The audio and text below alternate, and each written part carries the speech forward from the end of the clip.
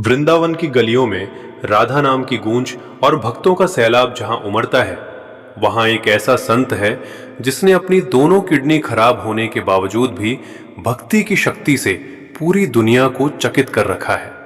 प्रेमानंद जी महाराज का जीवन हमें सिखाता है कि शरीर बीमार हो सकता है, लेकिन आत्मा और संकल्प कभी बीमार नहीं होते। महाराज जी कहते हैं कि मनुष्य जन्म केवल खाने, सोने और धन कमाने के लिए नहीं मिला है। ये अवसर आत्म साक्षात्कार और भगवत प्राप्ति के लिए मिला है।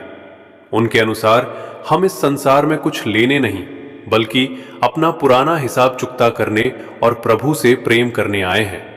संसार की नश्वरता। वो अक्सर याद दिलाते हैं कि जिसे तुम मेरा कह रहे हो वो एक दिन यहीं छूट जाएगा।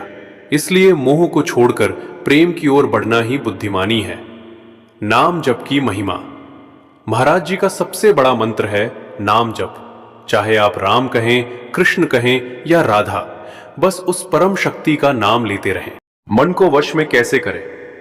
लाखों युवा महाराज जी के पास अपने विचलित मन की समस्या लेकर आते हैं।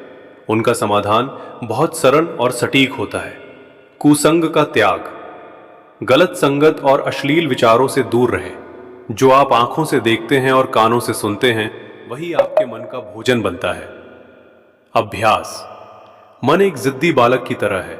इसे बार बार भगवान के चरणों में लगाने का प्रयास करना पड़ता है। दुख और विपत्ति में धैर्य।